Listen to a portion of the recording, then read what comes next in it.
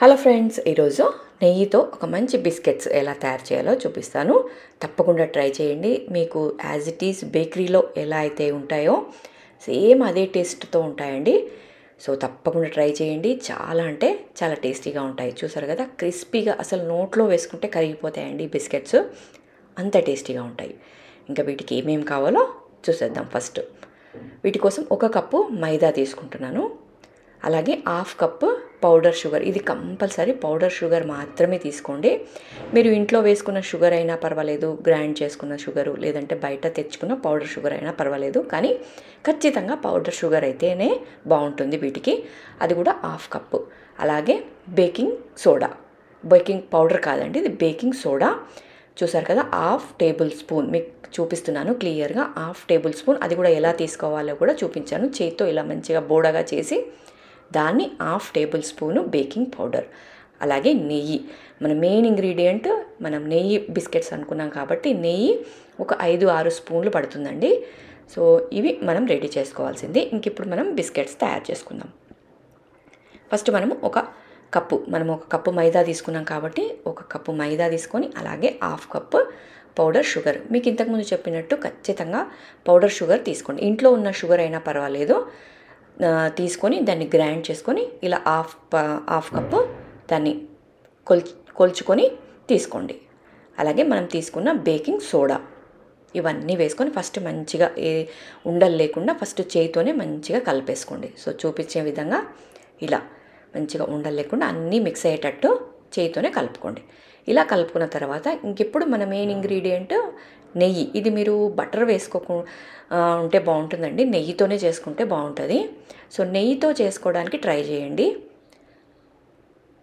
So చూసారు కదా, first మనము ఒక 3 స్పూన్స్ నెయ్యి వేద్దాము. ఇలా నెయ్యి వేసిన తర్వాత ఫస్ట్ మంచిగా కలిపేసుకుందాము. కలుపుకొని చూస్తే మనకి అర్థమైపోతుంది. మీరు వీడియోని స్కిప్ చేయకుండా చూస్తూ ఉండండి. ఇప్పుడు మీకే అర్థమైపోతుంది నెయ్యి ఎంత క్వాంటిటీ పడుతుంది అనేది. సో మనం కలుపుకుంటే మంచిగా తెలిసిపోతుంది. 3 స్పూన్లు వేసాం కదా ఫస్ట్. సో చూసారు కదా, ఇలా పొడి పొడిగా ఉంది. ఇప్పుడు మళ్ళీ ఒక 2 స్పూన్లు వేస్తున్నాను.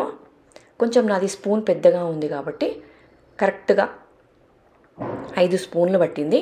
ఒకవేళ మీరు కొంచెం చిన్న స్పూన్ తీసుకున్నారనుకోండి, ఒక 6 స్పూన్లు పట్టొచ్చు. మీకు ఎలా కావాలి, పిండి ముద్దగా అయితేనే మనకి నెయ్యి పర్ఫెక్ట్గా సరిపోయింది అనేది తెలిసిపోతుంది. అది మీకు చూపిస్తాను చూడండి. సో చూసారు కదా, ఇలా కలుపుతూ ఉంటే మన పిండి అనేది ఇట్లా ముద్దగా మంచిగా లడ్డు కట్టే విధంగా రావాలి. ఇక చూసారు కదా, ఇట్లా పొడి పొడిగా రాలిపోవద్దు. ఇలా మంచిగా లడ్డు ముద్ద కడితే లడ్డులాగా ఉండాలి. అంతవరకు మనం నెయ్యి వేసుకుంటూ కలుపుకోండి. ఇది మెయిన్ ఇంగ్రీడియంట్, మెయిన్ టిప్ అండి. సో ఈ టిప్ పాటిస్తే మీకు బిస్కెట్స్ అనేవి అస్సలు పాడవకుండా మంచిగా పర్ఫెక్ట్గా వస్తాయి. చెప్పాను కదా, ఈ టిప్ అయితే పర్ఫెక్ట్గా చూసుకోండి. ఇట్లా మంచిగా మనకి ముద్ద కడితే లడ్డులాగా రావాలి. చూసారు కదా, ఇట్లా తీసుకున్న తర్వాత దీన్ని ఒక చిన్న ముద్ద తీసుకొని ఒక ప్లేట్లో పెట్టుకొని దీన్ని మంచిగా షేప్ చేసుకోండి. సో చూసారు కదా, ఇట్లా షేప్ చేసుకోవాలి. మంచిగా ఇట్లా షేప్ వచ్చే వరకు ఒత్తుకుంటూ నిదానంగా షేప్ వచ్చే వరకు పర్ఫెక్ట్గా చేసుకోండి. సో ఇట్లా మంచిగా మనకి ఒక డబ్బా షేప్లో చేసుకోండి, ఒక స్క్వేర్ షేప్లో. ఇట్లా మంచిగా నీట్గా ఒత్తుకుంటూ చేస్తే మనకి ఈజీగా వచ్చేస్తుంది.